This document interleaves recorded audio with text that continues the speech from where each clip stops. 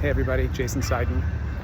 So a couple weeks ago, I encouraged folks to share stories of grief and trauma to, number one, help them heal, and number two, to help other people understand where they were coming from, close the gap between those of us going through something and those of us who want to help them and just don't know where to start or how to connect. And I'm here at the place that inspired that particular post. I'm standing on the intersection in Highland Park where the mass shooting took place on July 4th. I will tell you, I could feel it in my gut from a block away. It's still here, but it's leaving. I'll spin around, you'll see the kids, you might see some bikes in the background. Just incredible community coming together and moving forward. And so this weekend I discovered two people I didn't expect to share their story did. My parents.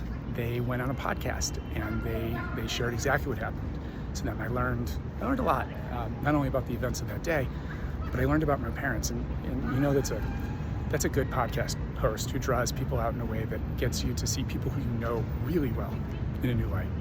So this is particularly special to me because not only is it my parents' story, but that podcast host is my little sister, Jackie. Jackie, you did a phenomenal job. So I encourage all of you to have a listen. And as you do, keep in mind, Jackie's been on a spiritual journey now for a couple years. I have learned a ton from her. She has catalyzed a great deal of change for me. More patience, more grace, all the things that we kind of want to embrace for ourselves. Journey has not always been easy for me.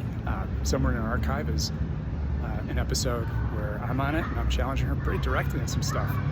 But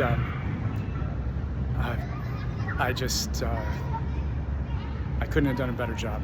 And as you're listening, if she shares things or has a perspective that maybe challenge you to open up or think about how we approach trauma and connection, great, bonus. This is what it's all about, folks. So, Mom and Dad, this one's about you. Love you, everybody. See you next week.